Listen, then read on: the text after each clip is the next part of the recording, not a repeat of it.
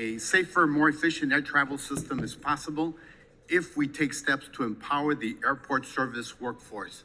That is why I rise in support of my amendment that ensures that all service workers, regardless of race, background, or zip code, are respected, protected, and paid living wages. Air travel isn't working for anyone, not for travelers, and least of all, for majority Black, brown, immigrant, and other service workers who help keep our airports safe, clean, and running. The very people who keep our world moving are too often these very same workers who are denied a decent wage and benefits like paid time off or affordable health care, leaving them unable to support their families or pay their bills. Many airport service workers' wages have been near poverty level for the past 20 years, and this status quo must change if we want to truly address the crisis in air travel. Instead of fixing the problems they created, major airlines are cutting corners, jacking up prices, and thwarting workers' power, all while cashing in on billions in federal funds, leaving passengers to deal with constant dysfunction. A stable, well-paid, and experienced workforce is critical to ensuring a safe, secure, and equitable air travel system, which is why we need federal action now to support airport service workers.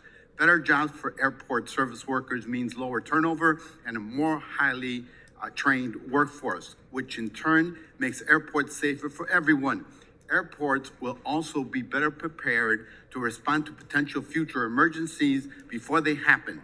It's a win-win for all.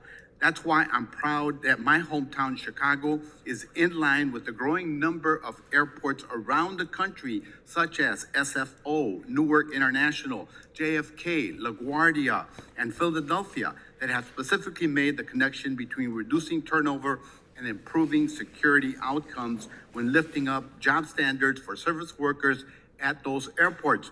These policies lift the lives of frontline workers like my constituent, Diana Ordaz Quezada, who makes air travel possible for the elderly and people with disabilities at Midway International Airport and ensures that they're transported to their destination safely. She is on her feet for nearly 10 hours a day, walking 30,000 steps while pushing passengers and handling their luggage. Diana is frequently told to stay for mandatory overtime, which is difficult for her mother, for she is a mother of 5 and she has to balance work and family needs. Airport service workers like Diana are the unsung heroes of air travel. And coming out of the pandemic, where workers like Diana had to show up to work in order to keep their jobs, to keep us moving. The least we can do in this process is not leave them behind and address the unsustainable status quo for workers and travelers alike. As broader industry-wide chaos continues throughout our aviation system, it's clear that we have a big challenge ahead of us, but we also have an opportunity for a way forward.